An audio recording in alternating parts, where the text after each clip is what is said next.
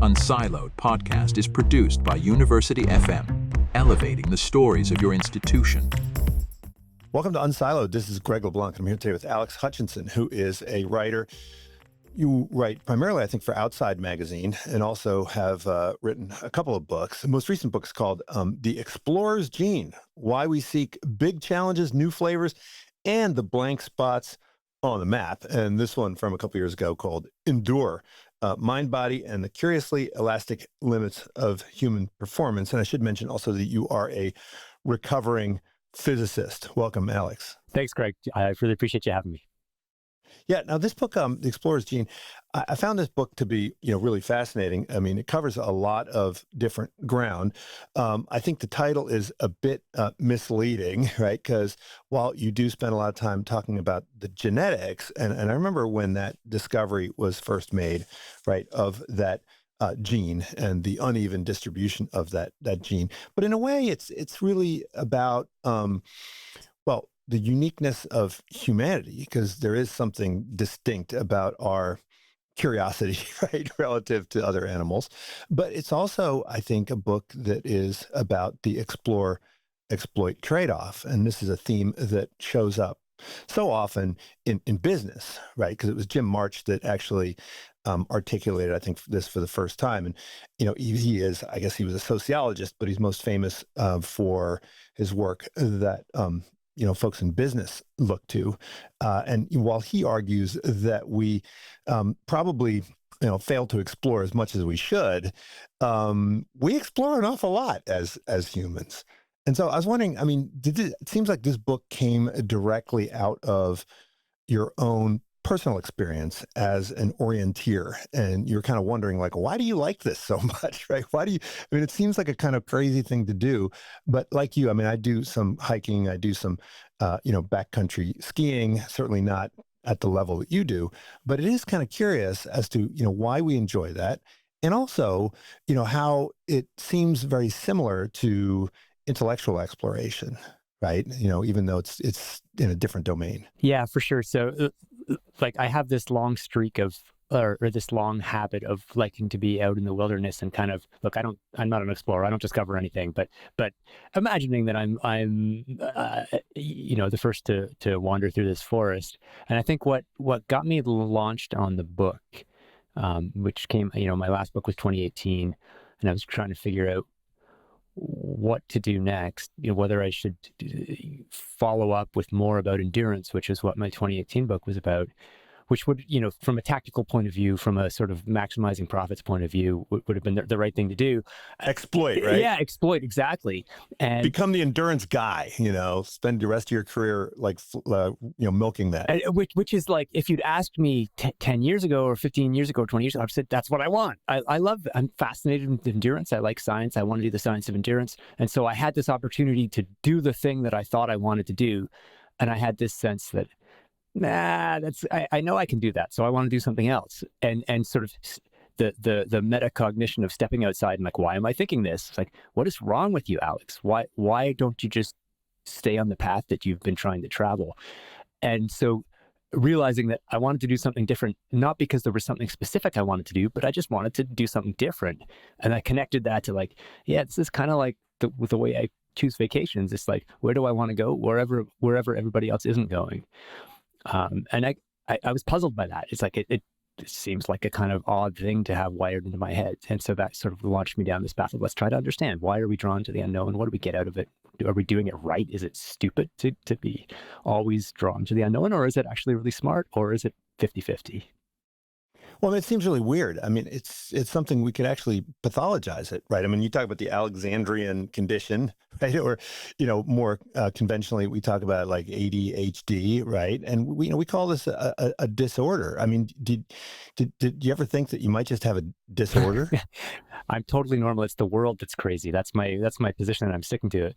But yeah, no, it's, and going back to, you mentioned the title of the book, The Explorer's Gene, which of course, tongue in cheek, probably led to some misunderstandings. And I debated this with my editors. I was like, I pitched it under the title, The Explorer's Gene, but then I got cold feet. I was like, I don't think we should call it The Explorer's Gene. People are going to think that I'm saying that it's all genetic, or that some people are explorers and some people aren't. Whereas what I'm really saying, as you fortunately, as you discerned, is that this is a human thing. We're wired this way, and some people more than others. But yeah, there's this particular explorer's gene, that this idea of sensitivity to dopamine.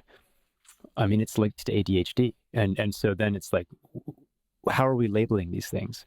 Is this a set of traits that would be super adaptive in a hunter-gatherer society that are super maladaptive in grade 10, chemistry, and it kind of makes you rethink, like, how much of our judgments about these things are shaped by the environment rather than the intrinsic. Like, it's always good to explore, or it's never good to have your mind wandering, or whatever the case, or however you want to sort of characterize this urge.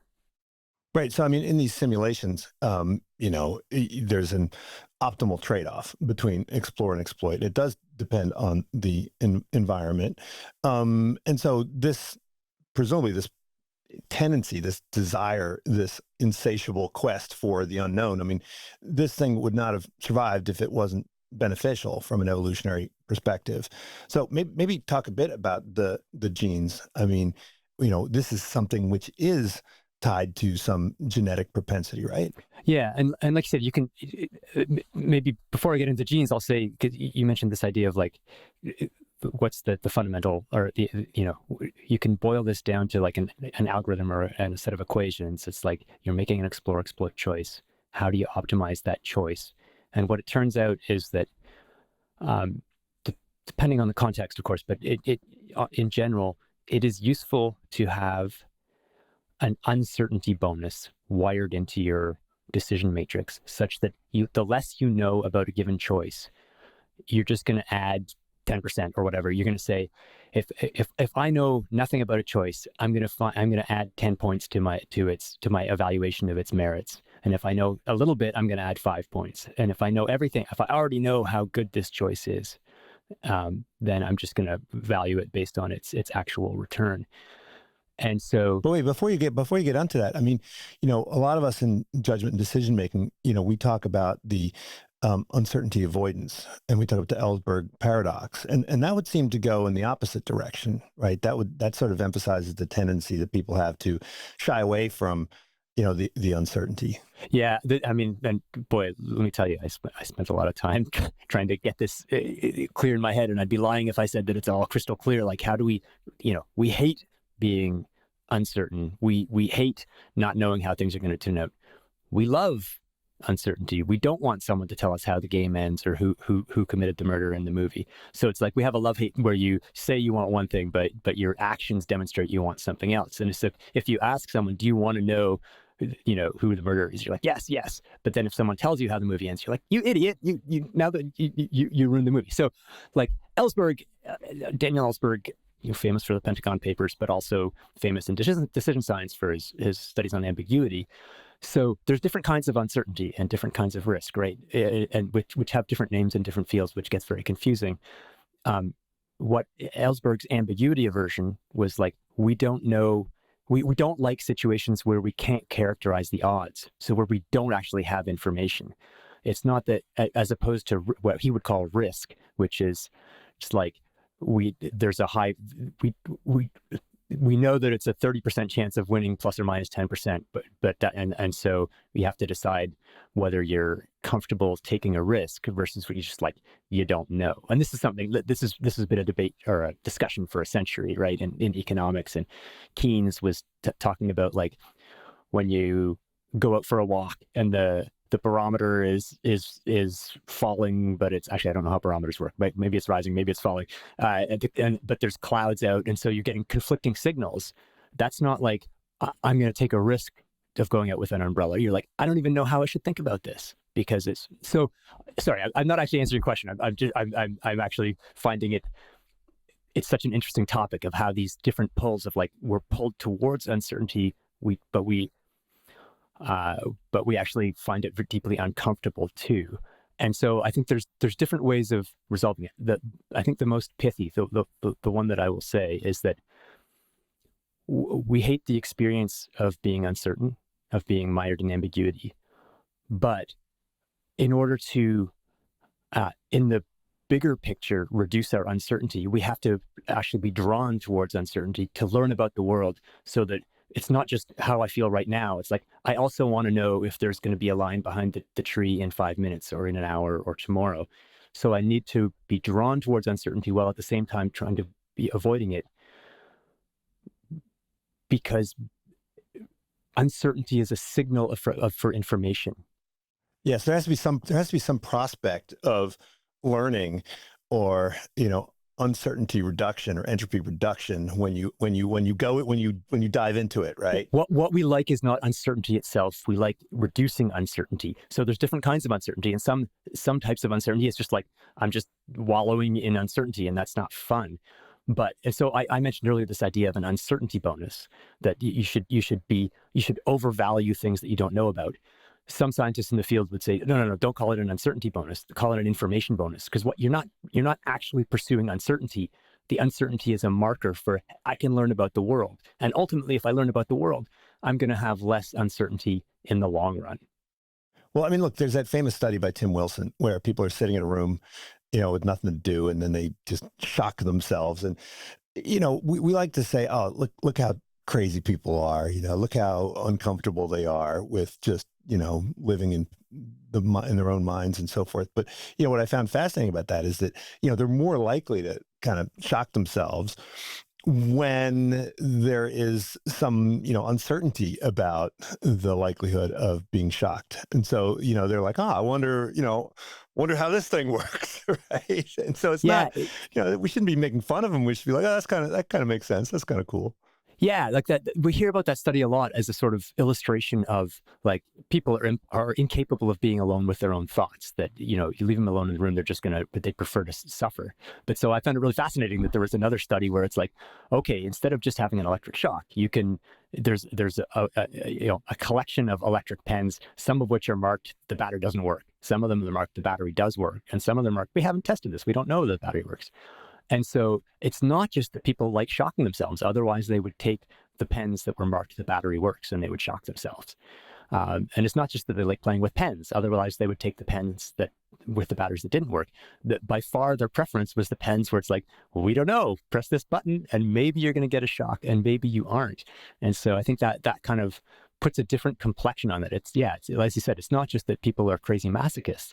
It's like, I kind of like the feeling of not knowing what's going to happen and then finding out what's going to happen. As you say, it's not the uncertainty itself. It's the feeling of resolving that uncertainty and learning something about the world, which is like, yeah, that pen has a battery in it. And now I really hurt myself.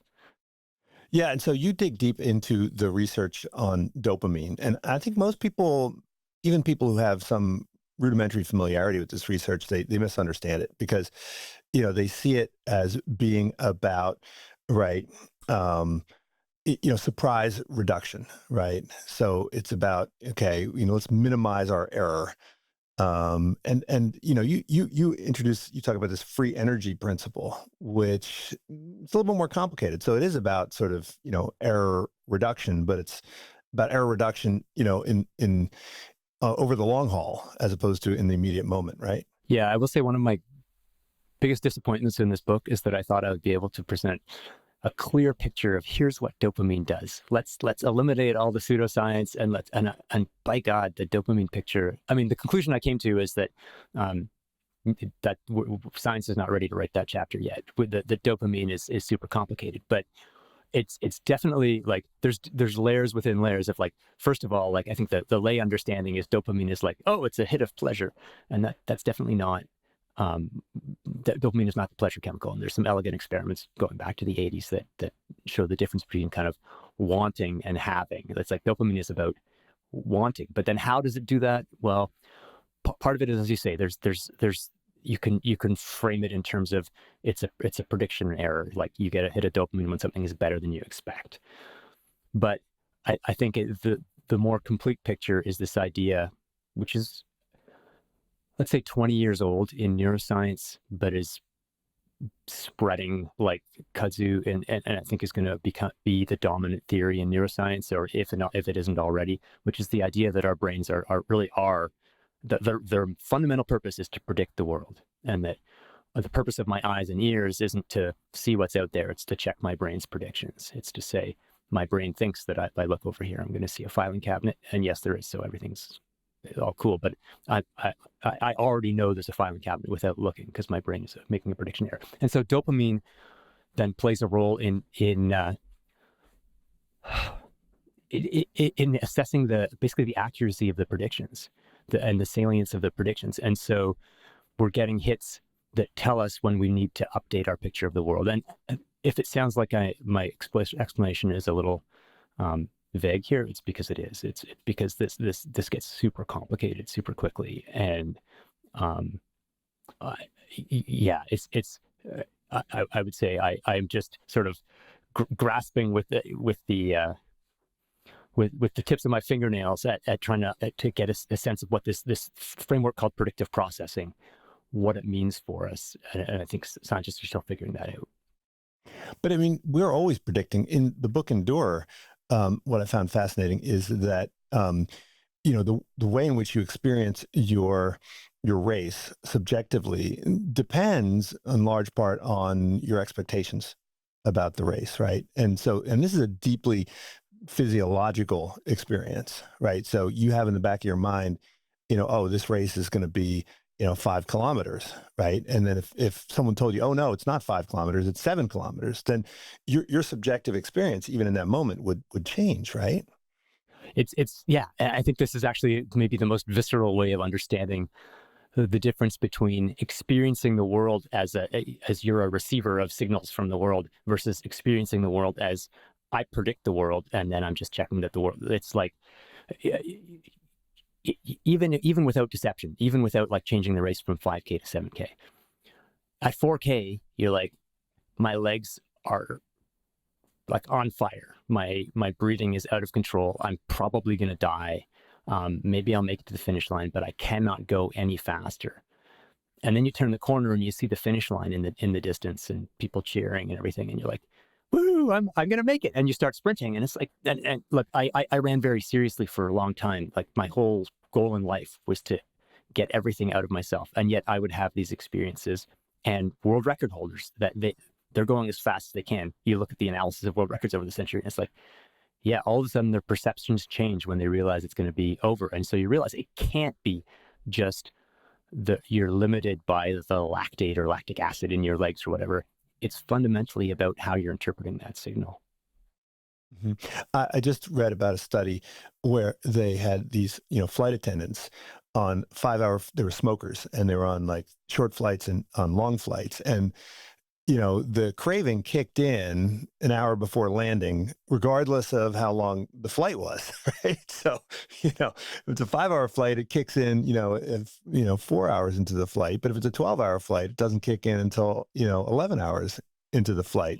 It's totally like, okay, this is a family podcast. I'm sure I don't want to get too graphic here, but a lot of runners deal with, they really need to go to the bathroom by the time they get to the end of their run. And what's always amazing to me is this, like, I always need to go to the bathroom a mile from home. It's like, I really need to go, and I can basically make it exactly 1 mile. And it's like, I'm glad I didn't decide to go an extra 2 miles today. Otherwise I would have, crapped my pants.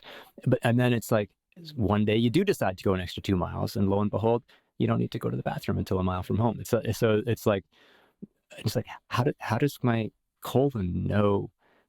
Sorry, this is disgusting. I can't believe I'm saying this on a podcast, but it is mysterious. Right. Well, also, I mean, you always have to go to the bathroom right before a race too, right? I mean, so yeah. Yeah, I mean, it's about to start, and if they say, "Oh no, it's going to start 20 minutes later," then you're like, "Oh, I don't have to go anymore," right? Yeah. So it's the mind body, the brain gut connection is powerful. But look, I mean, if we thought that the dopamine system was designed to essentially, minimize error, then we would just kind of create an environment for ourselves where everything was completely predictable. And, but no one wants to live in a world like that, right? Yeah. And so, I mean, there was a problem in philosophy and I guess neuroscience about a decade ago. It is when people were publishing papers about this idea called the dark room problem, which is exactly what you're saying, that, hang on, predictive processing says we want to minimize surprise. We want to be able to predict the world. That's what the brain is for, predictions. So we should all lock ourselves in the closet and turn the lights out, because then we will have maximum predictability. We'll know exactly what's going to happen next, which is nothing. And this was, for a while, it was kind of a problem for the theory. And they came up with various explanations, but they were kind of circular explanations. It's like, oh no, we just don't expect to be in a closet. And that's not very satisfying. But the solution, I think, is going back to what I was saying a little bit earlier, that the brain's goal, the goal of every living organism isn't to predict just to minimize surprise right now. It's to minimize surprise, both not only in space, but in time. So you know what's coming next. And you can't predict what's coming next in a global sense unless you're learning about the world. So we don't know what's outside the closet door, and it might open the closet door. So we want to get out of the closet. We want to look around in the world, learn as much as we can about the world.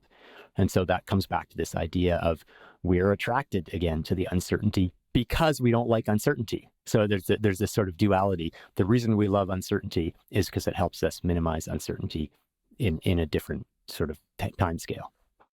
So, I mean, it's about kind of preparing for, out of sample experiences in a way, right? Like, you have to validate your view of the world by, stress testing it in different environments. I mean, that's one way to think of it. Yeah. And if we go back to this idea of like, what are the theoretical optimal ways of handling explore exploit dilemmas, and you study those in the context of gambling games.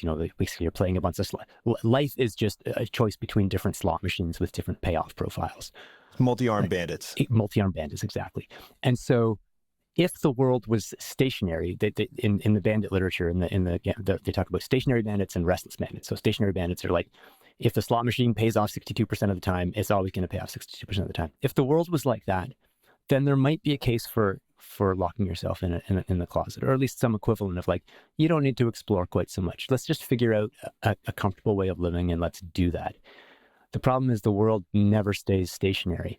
So what worked yesterday may not work as well today, and almost certainly eventually there'll come a time where it's not working. We have to keep adapting. And so, and in these lab scenarios, you can show that the more restless the world, the greater the changes in the reward functions around you, the more valuable exploration is. And so we need to be, like you said, you call it, out of sample experiences. There's lots of both real world and theoretical work to show that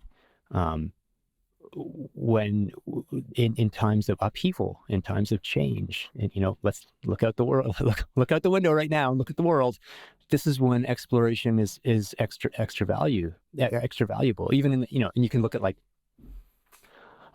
navigation apps, traffic navigation. So like you could figure out what the optimal way, like why do I still check GPS when I'm going to like drive my kids to soccer practice? It's not because the roads have changed, but it's because the traffic's changed. And so you always got to figure out what's the optimal route based on the circumstances right now. And the GPS app, the navigation app, is checking all the different routes because you never know what's going to be the best route today. Well, and I love how in these simulations, right, the strategies that seem to be the best strategies in the short run are turn out to be inferior in the long run, right? So the learning strategies, they have an upfront cost, but later on you yield the benefits, right? Yeah, I think my favorite example of that is so the classic example of the explore exploit dilemma is you go to a restaurant and you have to decide whether to get the burger you had last time, which was good, or try the special, which might be great, but might be last week's fish or whatever.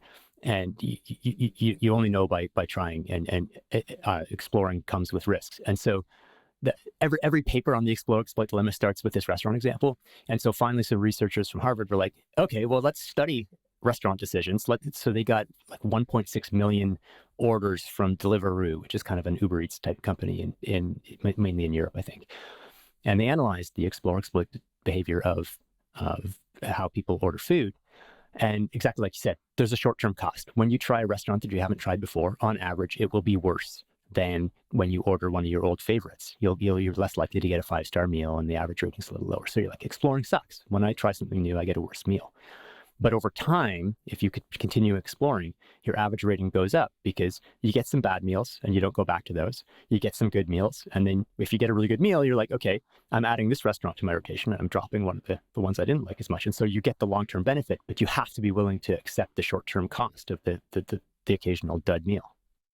And you're better off picking the restaurant that has the highest dispersion of ratings, right? And I think, this is very similar to the strategy you talked about in Endure, where, sometimes as a runner, as a competitor, you want to try out a very high variance strategy, right? Because that's the only way to find out if you can, push to the next level, right? That's a super interesting parallel. Actually, I hadn't thought about that too, but you're exactly right. And so, I would say, having had a running career and then spent 10 years thinking about what I did wrong, which is the genesis of my career. What could I have done better? It's I was very risk averse, and so if I wanted to run, let's just say, if I wanted to run 10K in 30 minutes, I would say I'm going to run 3 minutes a K, because my goal is to run 10 minutes or 3 minutes per K for 10 kilometers. And it's hang on, that means, 2 steps into the race, I've already decided how fast I'm going to go. And so that my chances of running 29 minutes are very low, because I'm going to go out and run 30 minutes. And it's not until,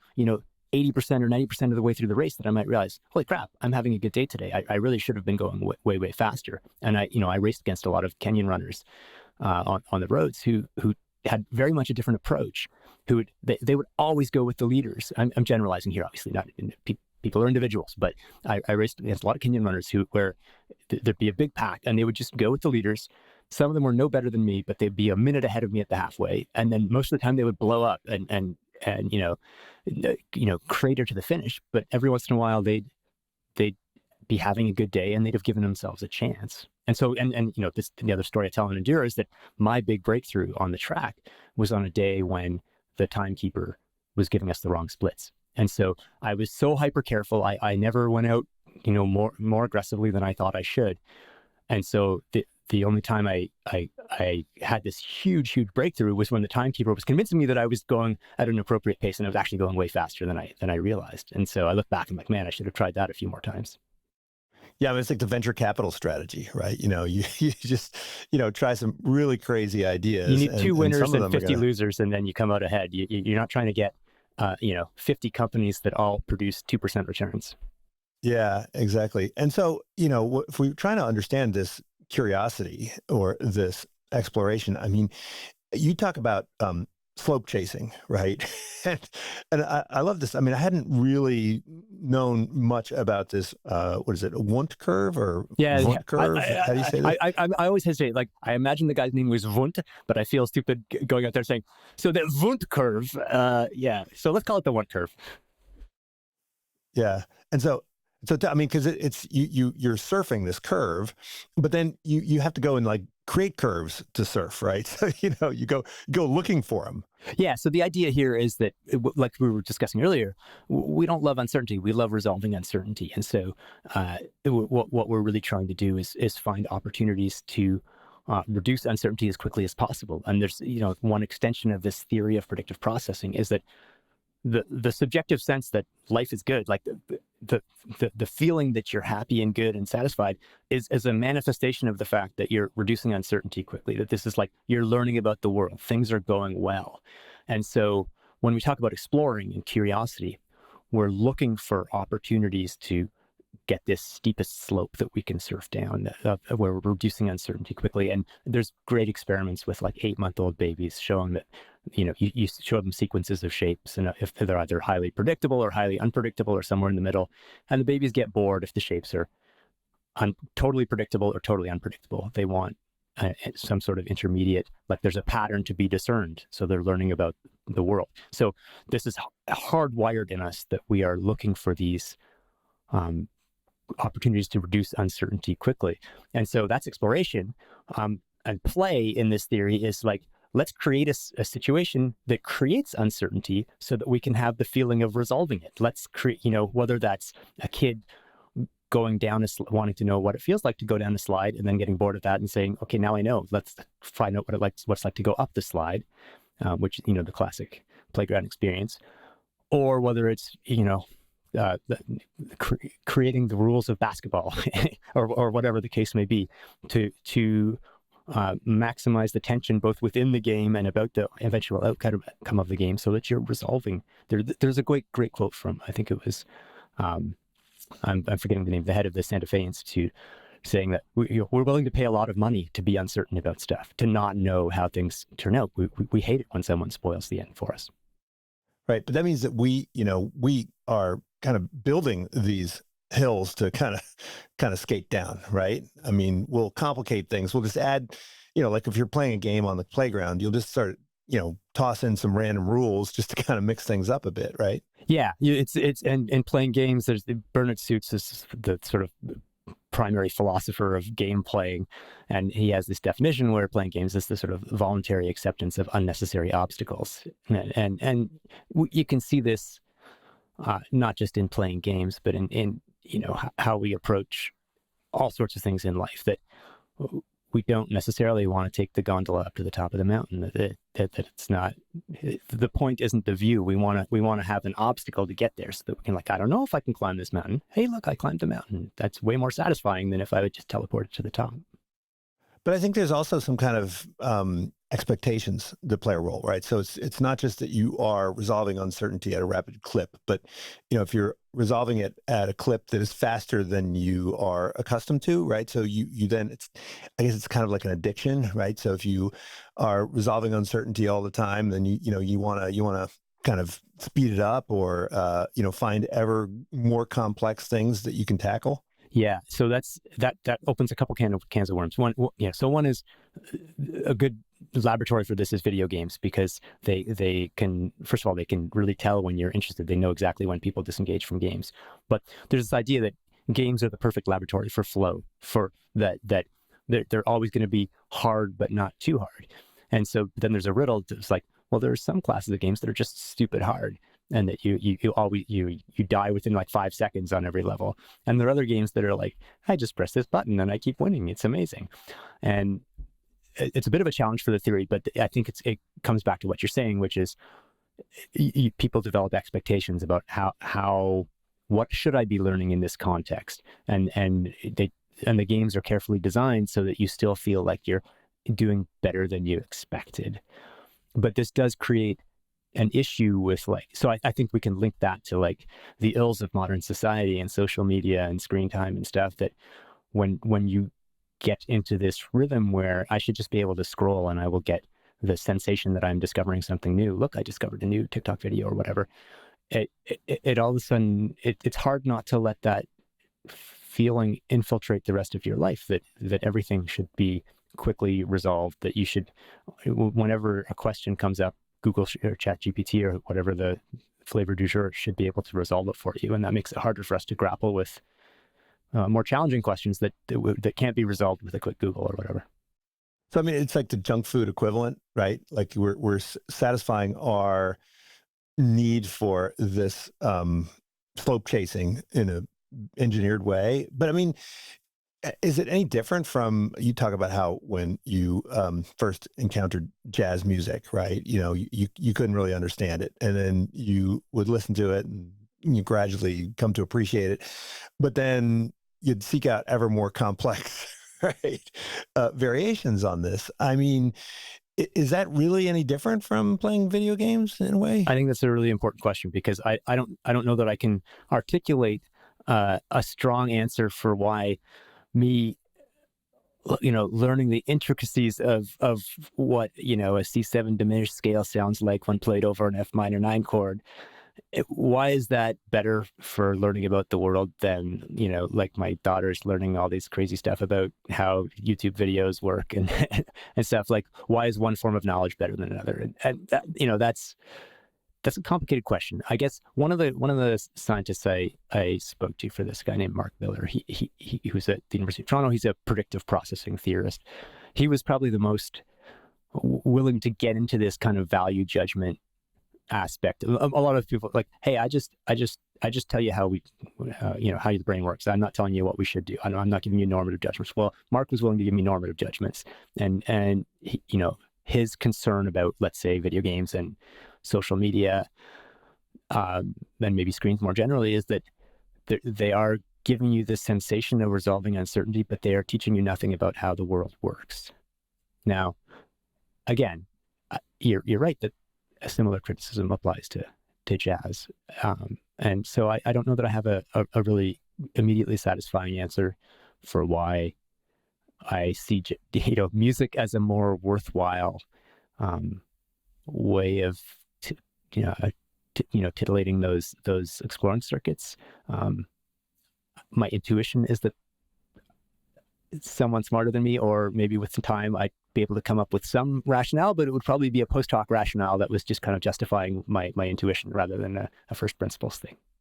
Well, maybe a cleaner distinction would be the one between, when you are doing your orienteering or your hiking with GPS and without GPS, right? And, I have a friend who is adamant that you not use GPS, right? And so when we go backcountry skiing, he has, the old paper map, and he's looking at it. I'm like, look, why don't you just download the all trails and, it's all good. And he's like, no, that's cheating, right? And I think he, really gets a lot of satisfaction out of, working with a map. And so I asked him, well, why don't you just ditch the map?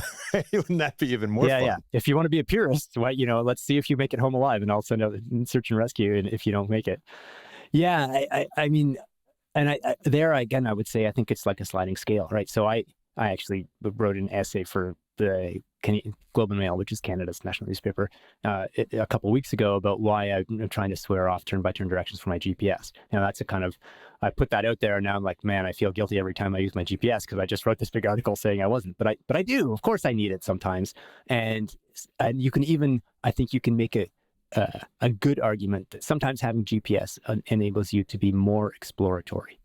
That if I'm visiting a new city and I want to just go wander around, I'm much more willing to just wander and go wherever I want if I know that when it's time to come home, I can just check my phone, and if I'm not sure where to go, I can get back home. So I think that it's definitely too simple to say, technology is bad, or GPS will rot your navigational brain or whatever, or probably that social media is always bad, but we can look at, I think you have to drill down into the usage. Like, what are you doing on social media? What role is it playing in video games or whatever? What role is it playing in your life? How is it displacing other things? Is it fostering social connection, or is it blocking social connection?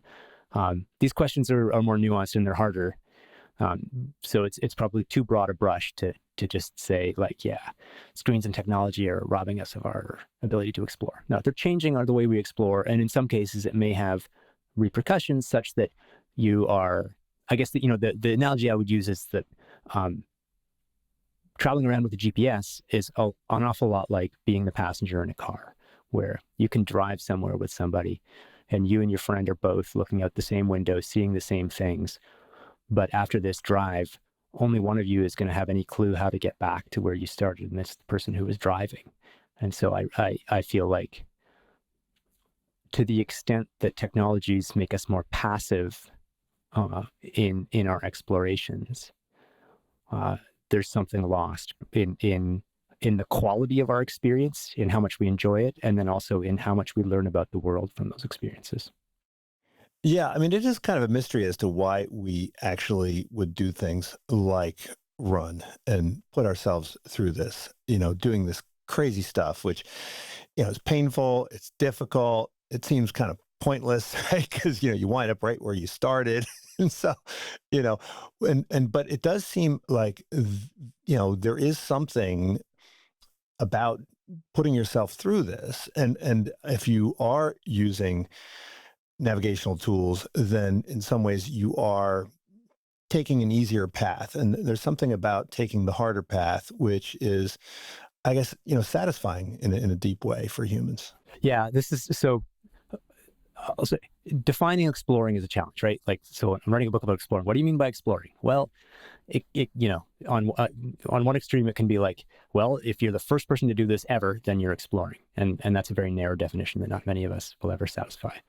The other definition is like, hey, I'm changing the channel on the TV, and therefore I'm exploring the airwaves, and that's also not a very meaningful. Then, like, everything we do is exploring. So somewhere in the middle, there's a definition that I think is useful. And part of that definition, I think, is that a meaningful form of exploration inevitably involves some struggle. It involves the risk of failure. It doesn't have to be physical struggle, but it involves some risk, some challenge. And so, when I started thinking about this, I was like, I guess it's kind of like with the restaurants. It's the price we're willing to pay. We're willing to put up with some struggle in order to get to this prospect of, the North Pole or whatever we're looking for. But I think that turns out to be wrong.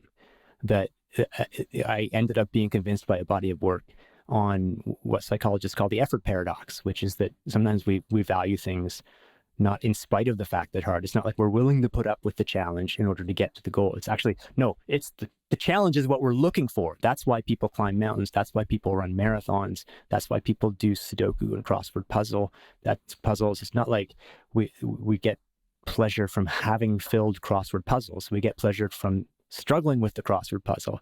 And the example I like best is the IKEA furniture. Like there's studies on the IKEA effect where people value furniture more if they've had to struggle with it than if they had the exact same furniture that came pre-assembled. So there's a lot of examples of this idea that we end up, we're actually looking for the struggle. That's actually what's drawing us to it. Well, one thing you don't talk about in the book is that, not only do we do this because it gives us some kind of satisfaction, but it also increases the esteem that others have for us, right? And so part of what drives this is, and it's curious, right, that our colleagues and peers and potential sexual partners, right, esteem us more highly for doing things that don't appear to have any immediate value, but are consistent with this desire for exploration.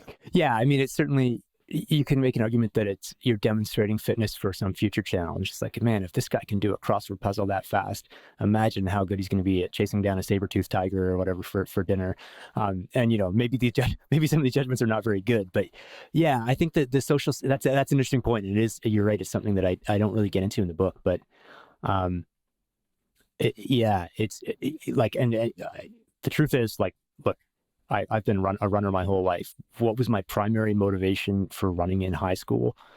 Hoping that girls would be impressed that, how fast I could run a mile. And when you think about it, it's like, that's totally irrational. None of the girls in my high school, cared about how fast one could run a mile. But there was, there's a socially sanctioned mechanism to award medals to people who do well in certain tasks. And so I think it definitely plays into it. And I think, look, I'm not an evolutionary psychologist or anything like that, but you can see how these structures of esteem and social approval would be built up around things that are challenging, such that,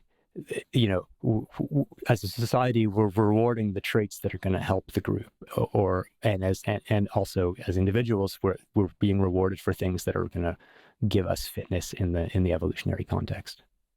Right. Now, of course, the trade-off between explore and exploit changes over time, right? So the longer your horizon, the more you're going to invest in exploration, right? Because at some point you have to start exploiting. So, I think we kind of, I don't know, if I see someone who's young and they're not curious, I kind of think less of them. And if I see someone who's old, who is just, restlessly curious, I wonder, like, what's kind of wrong with them? I mean, I know I certainly, I'm always listening to new music, but when I meet someone who's kind of old and they're like, "Oh, have you heard this latest rap song?" I'm like, I look at him a little funny. I'm like, what is wrong with this guy? Right? It's very interesting, very funny. And I have to say, like, yeah, maybe part of my interest in this book was reaching a certain age. I'm in my late 40s, and like, how curious should I be? Like, I've spent my whole life kind of saying to any challenge or any unknown, like, hell yeah, I'll do it, because if I can do this, who knows, maybe it's going to be useful in the future. Maybe at some point when, I have these sort of James Bond-esque fantasies where it's like, does anybody here, speak Norwegian, know how to juggle 4 balls and do this? Like, well, yes, I do. I've spent my life preparing for this moment. And it's like, okay, as I get older, I'm like, well, maybe I shouldn't be preparing for some future moment. Maybe I should be reaping the benefits of what I have done. And so it was kind of a challenge to my thinking, or at least a food for thought to this idea that, as you said, exploration is more valuable when you're young. And this is not just about aging. It's like, if you send people into a multi-armed bandit scenario, in a casino with a bunch of slot machines, and if you give them 100 tokens to explore the machines, they should be more exploratory than if you give them 10 tokens. And as they use their tokens up, they should get less exploratory. It's like, you only have 10 pulls left. Stop exploring to try and find a better machine. You should just exploit the machine that you think is best right now. So it is mathematical that it makes sense to explore early and exploit late. The question is how you find the right balance. So, in studies of people across ages in multi-armed bandit scenarios, predictably, you find that people explore less as they get older. But in at least one study, they found that about 20% of older adults basically stopped exploring, even when it was fully rational to explore. And so I think there's definitely the potential for going too far along this path and just being like, yeah, no, I'm done. I just want to stick with the known. Well, it takes us back to the nature versus nurture distinction, right? So, how plastic is this, right? Because presumably, it makes sense at some point in your life to transition, but we live a lot longer than we did in the past, right? And the world is changing much more rapidly. And, if you're going to live to be 30 and you're going to be, a wheat farmer in medieval Europe, then it kind of pays to just start exploiting, when you're like 12. Make hay while the sun is shining because it's going down soon. Right. There's no, agentic AI coming your way anytime soon. And so, to what extent can we extend our playful adolescence, well into our 30s and 40s?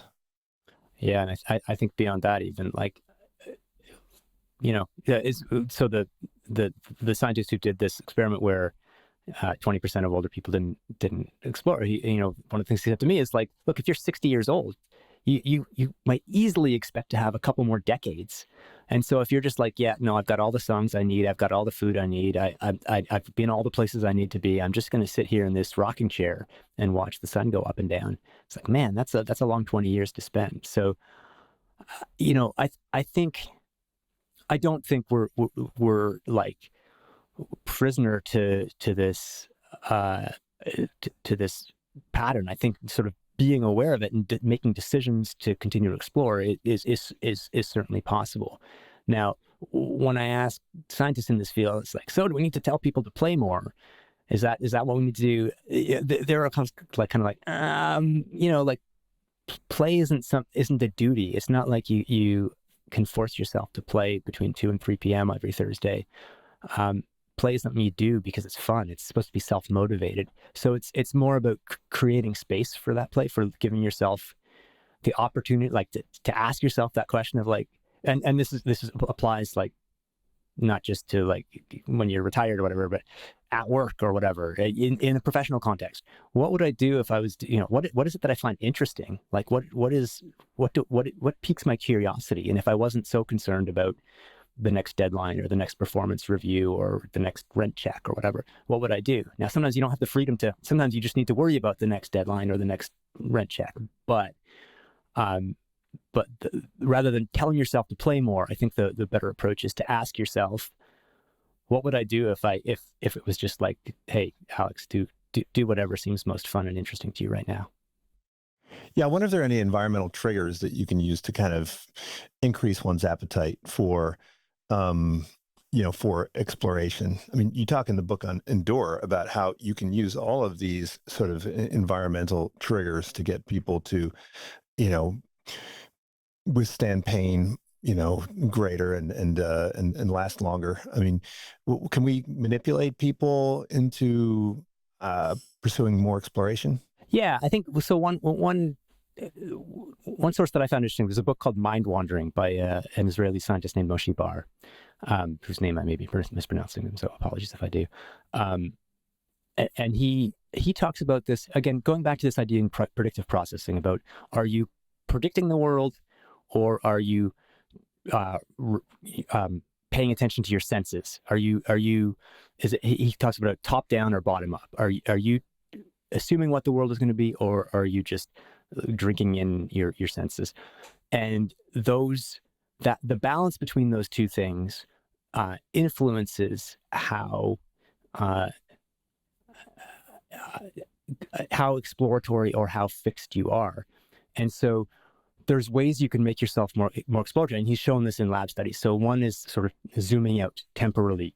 For example, you ask yourself, not, is this a good idea, but what will I be glad that I did in this situation if I'm looking back a year from now? And by zooming out, this is like the regret minimization. Yeah. So and then that gets you in a regret minimization frame of mind, which in turn will goad you towards taking a more exploratory option.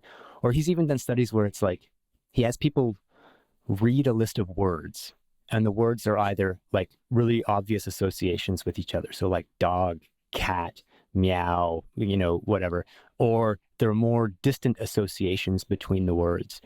And after reading like 20 words and then asking people to do a brainstorming task, people are more exploratory after they read the distant associations between words. So like I think about this every night. I do the New York Times connections game where it's like 16 words and you have to group them into sets of 4. And the sets of 4 often have very obscure connections between them. So I think to myself, like, oh yeah, I'm getting my mind into a real exploratory framework because I'm thinking about these distant connections between things instead of just the obvious, expanding the adjacent possible kind of connections. Yeah, now the theme of this podcast, of course, is interdisciplinary research. And you had a whole chapter on, exploring in the world of ideas, and showed some fascinating data about, collaboration across disciplines. And I think it was Nietzsche who said something like, being a philosopher requires great courage, right? And a lot of people are like, what are you talking about? You're sitting in a room and, you got your coffee and you got your book. I mean, come on. But in fact, it is, you're going into the blank spaces on the map, and that does require some courage, right? Yeah. And and there's different ways of doing it in the same way that there's different ways of exploring the physical world. You can, so, and I love some of these studies where looking at like how do Wikipedia pages get made, or how do people explore music in Spotify, and the predominant method is expanding the adjacent possible. So you listen to one thing and then you'll listen to something else by the same artist or something else in exactly the same genre. And so you gradually, and each time you listen to something new, that opens up a new range of things that you can listen to that are adjacent to that. But it's a very incremental thing. And right. So in order for you to go down these hills, you have to kind of go up the hills, right? So you're basically, the more you know about a topic, the more curious you become about the topic. Yes, but it's incremental. And so if you look at patent literature or scientific studies, what you find is that most science is this kind of expanding the adjacent possible. Well, somebody did this, so I'll do this plus one, or I'll do this slightly different. Someone paired these two chemicals, so I'll pair it with this slightly different chemical. And those papers and those patents do the best in the short term. But the ones that bridge huge gaps, the ones that bring together two fields that have never been together before, actually do worse in the short term, because people are like, what the hell is this? Like right, so this is not island hopping, but like just sailing off into the middle of the ocean, right? This is going to Tahiti instead of just trying to go to or to Easter Island instead of trying to go to the next thing. So it's these big leaps. It's crossing the continent instead of just going all in one go, instead of going waterhole to waterhole.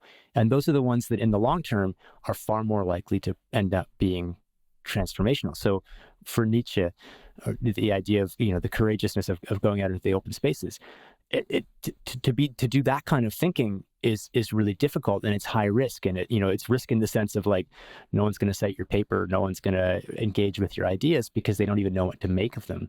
But that's where the big progress comes. And it's like going back to like discovering new music. It's like, if you are used to listening to jazz and you are curious about like, I don't know, polka or 20th century classical or something like it, if you just go adjacent, if you just try and listen to stuff that gets you closer and closer to that, it takes a long, long time. So it's a big leap to say, I like jazz, but I'm going to try listening to some, 20th century classical.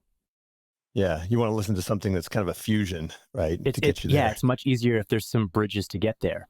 But the big creative leaps come from just saying, no, I'm going to bring together jazz and 20th century classical, and I'm going to see what happens. Well, maybe we can circle back to the beginning and the title, right? And you talk about the DRD4 gene and how it is unevenly distributed throughout the global population. And I guess the farthest you are from your point of origin, the more likely you are to have this. And I remember seeing this study many years ago, and I thought it was fascinating because, my ancestry is Irish, which is, pretty far from its ancestral lands. And then what they do, they wound up coming to America. And here I am out in California, which is about as far as I could get from, we see that the folks who actually become immigrants are different, right, genetically from the people who decide to stay at home.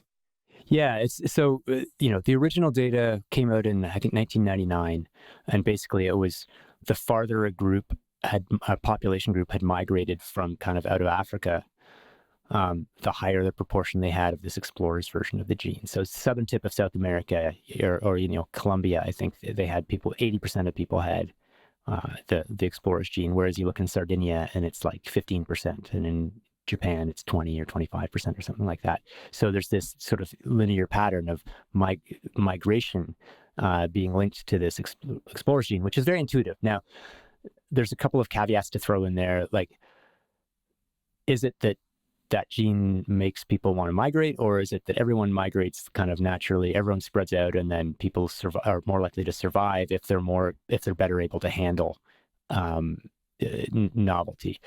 The other caveat I just want to say is it's not that only some people have the DRD4 gene. Everybody has the DRD4 gene. It's just we have different variants which kind of turn up the volume in terms of what are the appetite for novelty.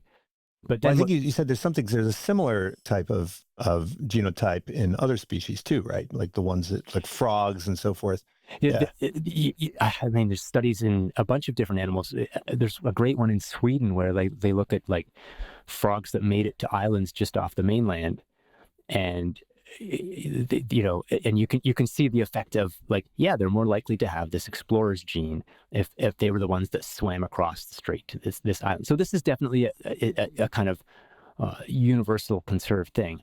And so it's natural then to say, like, how does this affect like populations in places like Canada and the U.S. where a large percent of the population crossed an ocean. And if they did it, whenever they did it, often this is a very like bold leap. This is not like just moving next door. It's like leaving everything behind. A lot of my family's from Ireland too, and they came not necessarily in good or easy conditions. So the genetic signature of these sorts of migrations in modern life are really hard to pick up because the populations are so mixed. But I think the best data point, or the one that I found most fascinating, is Scandinavian migration to the Midwest. And there were I think it was a couple million Scandinavians. I may have the numbers wrong, but like a huge migration in the late 1800s, early 1900s. And they have pretty good records of this because it's relatively recent. They have the census records in Scandinavia. They have the ship records and so on. So they know who went and who stayed. And the Scandinavians who migrated to the New World were more likely to have unusual first names. So, and this isn't a DNA test, but it's a sign that whether because of nature or nurture, they came from families that didn't value conformity as highly, that valued individuality. They didn't want to be Jan or, whatever the most common names in Scandinavia are, Johan. And so that we're into extrapolation here, but you can extrapolate from there that, yeah, so you've got an independent streak in the people who ended up in the New World. And meanwhile, the people who stayed behind in Scandinavia, maybe it's not a coincidence that they've built some of the strongest like social welfare states in the world, that the people who stayed had a more sort of collectivist bent. But then the characteristics that lead to success or survival in a more volatile world, I mean, those would be presumably disadvantageous in a more stable world. So, if the U.S. just all of a sudden became, relatively dependable and reliable and, monotonous, then, maybe the composition of people that have decided to come here might find themselves in a difficult place. Yeah, or you might suddenly find yourself in the midst of like culture wars of like, hey, people who value one set of traits or one way of being are, being gradually constrained into exactly what they tried to flee from, 1 or 5 or 10 generations ago. Well, last question I have has to do with education, right? 'Cause I'm an educator, and it seems like if you design and educate, a lot of people in education are looking to video games for lessons on how to create an environment that students enjoy, right? Create some kind of flow. But it seems like we could potentially err too far on the side of either predictability or or ease or absence of challenge. In other words, if we have metrics that reward sort of, a steady progress within a stable environment, then we are failing to prepare them for a world which will reward exploration. Do we need to think about calibrating our educational environment, which includes not just the mental, but also the physical, to prepare people for, a world that is indeed volatile? Yeah, I mean, as you know, this is a topic that we could discuss for several days, nonstop, very controversial, but you can think about education in two ways, right? Like you're trying to learn specific things, or you're trying to learn how to learn. You're trying to pick up the ability to handle whatever unknown challenge you're going to face in the future. And both types of learning are important, right? Like it's not enough to be, super creative, super resilient, but not know your times tables, or maybe that's not a good example, but not know how to speak, or whatever. Like we need to learn facts about the world, and so, but I guess coming out of this process of writing this book, I would say I have a greater appreciation for the idea of learning how to learn. That it's less important for my kids to, I mean, obviously I want them to know how to spell, and I want them to know how to do math, and I want them to know the capital of, France. But I want them to know how to answer questions, and maybe just as importantly, or maybe more importantly, know how to formulate the questions, figure out what questions are worth asking. And so that, obviously this is a big debate in the educational world, but I think giving kids the freedom to decide what they're in, like just to decide what they're interested in. In other words, being careful not to set out like, here's the hoops that you need to jump through, and we're going to coach you how to jump through each successive hoop. That's very tempting because it's measurable and it's good. But asking kids which hoops that they're interested in setting up, that's a much messier way of educating. But I think it's going to teach them skills that, as you said, are more valuable in a changing world. Yeah, I love the story about Richard Feynman and how, he kind of got bored when he was disappointed with physics, when he was trying to tackle, problems that were seen as important rather than ones that were fun. And it takes a long time for me to convince my students not to focus on their grades and so forth. I think it's a huge society. My kids are 9 and 11, so they're just moving towards that point where they're going to start stressing out about, like, are they getting the right grades to get into the right college, to get the right job, to get the right this, to get the right that. And of course, I want them to do well. But yeah, it's like I've lots of friends with kids who are older who are in that world, and it's like, no, that's not what you need to be worried about right now. Like, take a lower mark if it involves doing something that you find cool and that you would voluntarily do and want to stay up late working on this project you find cool, rather than figuring out the best way to get the highest mark. Well, look, last question. In the book Endure, you talk about how you can use impulse control in the intellectual realm to improve your performance in the physical domain. But you didn't talk about the reverse, because it seems, I found that athletes make amazing students, right? And it seems like some of the things that they learn around impulse control and endurance in the physical world does translate over into the academic and the intellectual world. Is there evidence that this goes in both directions? Yeah, circumstantial, let's say. So there's lots of evidence that says if you take a well-trained athlete and you give them standard psychological tests or whatever, they'll score higher on things like impulse control, the ability to sustain attention and things like that. That doesn't answer the question of whether that's why they're athletes, that they were already good at that. But there's a slightly better evidence if you shift the questions a little bit to like pain, willingness to tolerate pain. Then you find that there's pretty good evidence for a causal connection, that if you train in a way that forces you to deal with discomfort on a regular basis, you get better at dealing with discomfort.